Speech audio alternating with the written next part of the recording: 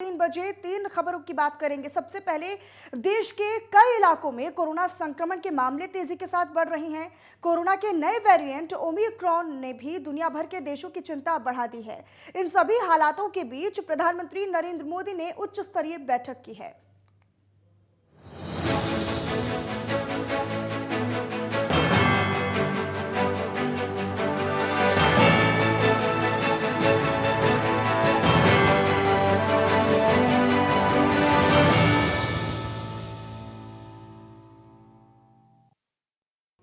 और उधर दक्षिण अफ्रीका में चंद रोज पहले सामने आए कोरोना वायरस के नए वेरिएंट ओमिक्रॉन ने पूरी दुनिया की चिंता बढ़ा दी है। ओमिक्रॉन को लेकर आखिरकार दुनिया भर में दहशत क्यों है और ये लोगों के लिए इतना बड़ा खतरा क्यों है? भारत समेत दुनिया के अधिकतर देशों में नए वेरिएंट को लेकर अलर्ट जारी किया गया है। नए वेरिएंट ओमिक्रॉन के बारे में दक्षिण अफ्रीका के वैज्ञानिकों का ये कहना है कि देश के सर्वाधिक जनसंख्या वाले प्रांत गौतेंग में कोरोना महामारी के मामलों में लगातार वृद्धि देखी जा रही है और इसी के लिए वेरिएंट जिम्मेदार हो सकता है।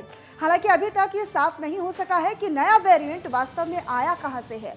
हालांकि दक्षिण अफ्रीका के वैज्ञानिकों ने पहली बार इसका पता लगाया और हांगकांग और साथ ही बोत्सवाना के यात्रियों ने भी इसका संक्रमण देखा गया है। डेल्टा के बाद ओमिक्रॉन भारत के लिए एक बड़ा खतरा हो सकता है। इस देश के इस संकट से कैसे निपटेगा और इसके लिए एयरपोर्ट से आने जाने वाले लोगों की सख्ती से जांच कराए जाने पर जोर दिया जा रहा है। साथ ही साथ वैक्सीन की पहली डोज लेने के बाद दूसरी डोज नहीं लेने वालों के लिए भी ये खतरनाक साबित हो सकता है। और वहीं दूसरी तरफ WHO ने भी नए वेरिएंट को लेकर दुनिया को आगाह किया है। WHO ने कोरोना के नए वेरिएंट को चिंताजनक की श्रेणी में रखा है। उसने कहा है कि नए वेरिएंट के खतरे को समझने में अभी कुछ समय लगेगा। वहीं सभी हालातों के बीच प्रधानमंत्री नरेंद्र मोदी ने उच्च स्तरीय बैठक की है। पीएम मोदी कोरोना के ताज़ा हालात और देश में वैक्सीनेशन को लेकर आला अफसरों के साथ ये बैठक करते हैं। प्रधानमंत्री नरेंद्र मोदी की तरफ से कोरोना को लेकर बुलाई गई इस उच्च स्तरीय बैठक में कैबिनेट सेक्रेटरी राजीव गौबा के साथ ही कई अन्य वरिष्ठ अधिकारी भी शामिल रहे।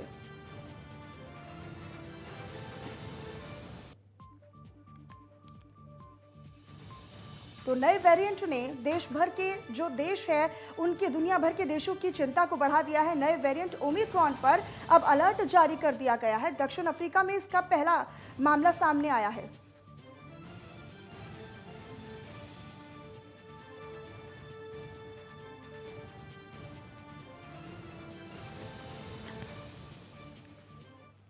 और हमारे सहयोगी राजकुमार चौधरी हमें ज्यादा जानकारी के साथ लाइव जुड़े हुए हैं, जो हमें ज्यादा जानकारी और अपडेट देंगे। राजकुमार, देखिए नया वेरिएंट आ चुका है, हालांकि बहुत घातक ये माना जा रहा है। ऐसे में प्रधानमंत्री नरेंद्र मोदी ने एक बैठक भी की है। सबसे पहले उस बैठक को लेकर क्या कुछ जानकारी है आपके पास?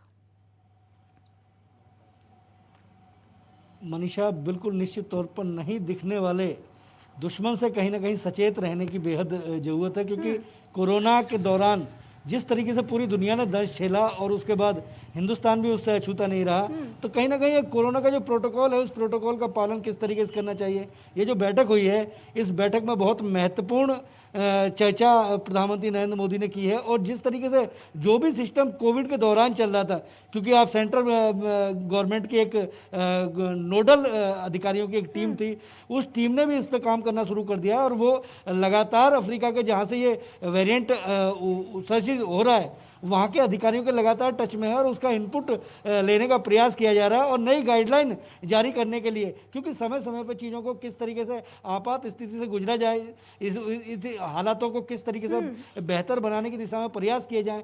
तो एक चीज़ जो निकल के आई है, कहीं ना कहीं छन छन के चीज़ें जो आई हैं, इस बैठक में बिल्कुल स्पष्ट तौर पर कोरोना के जो प्रोटोकॉल है उनका सख्ती से पालन कराने के निर्देश कहीं ना कहीं यानी देखिए राजकुमार, किस तरीके से जो सरकारें हैं वो अब धीरे धीरे ढील दे रही थी और लोग भी कहीं ना कहीं राहत भरी सांस ले रहे थे कि चलो कोरोना अब थम रहा है, कम हो रहा है, धीरे धीरे खत्म होगा। लेकिन अब ये जो नया वेरिएंट आया है, वास्तव में आया कहां से अभी इसकी साफ हो नहीं पाया, पुष्टि नहीं हो पाई है। ऐसे में कितना जरूरी अब हो जाता है सरकारों को अलर्ट रहना, कितना जरूरी हो जाता है कि लोग खुद में इतना जागरूक रहें कि इस वेरिएंट से कम बचा जा सके आगे।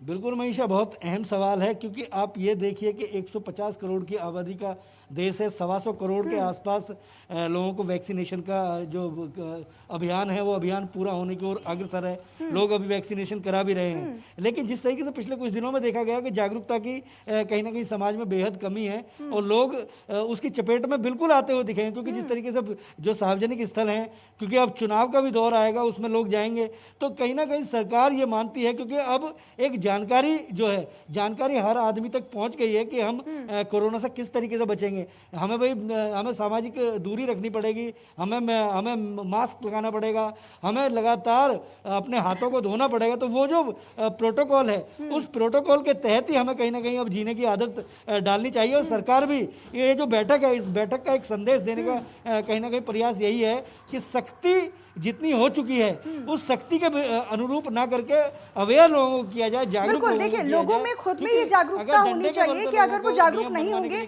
तो कहीं ना कहीं वो अपने लिए हानिकारक इस स्थिति को और बना सकते हैं, घातक बना सकते हैं, क्योंकि अभी तक नए वेरिएंट का साफ नहीं हो पाया है, ये स्पष्टीकरण नहीं आया कि ये आया कहां से है और कितना घातक है। इसके लिए इलाज की तो बहुत दूर की बात है, क्योंकि अभी फिलहाल तो नया जो कोरोना वायरस है उसी से हमारा देश और पूरी दुनिया उसी से जूझ रही है। लेकिन राजकुमार, देखिए, अरविंद केजरीवाल ने बाकायदा सरकार से अपील की है कि जो बाहर से आने वाली जो फ्लाइट्स हैं, क्योंकि जो कोरोना का पहला जो देश में मामला सामने आया था वो भी हवाई यात्रा के बाद आया था। अब ऐसे में बहुत ज़रूरी है कि जो सरकार है वो सख्त गाइडलाइंस जारी करे और ऐसे कई जो चीज़ें हैं उन पर प्रतिबंध लगाने की ज़रूरत है ताकि देश में फैलाव इसका ना हो।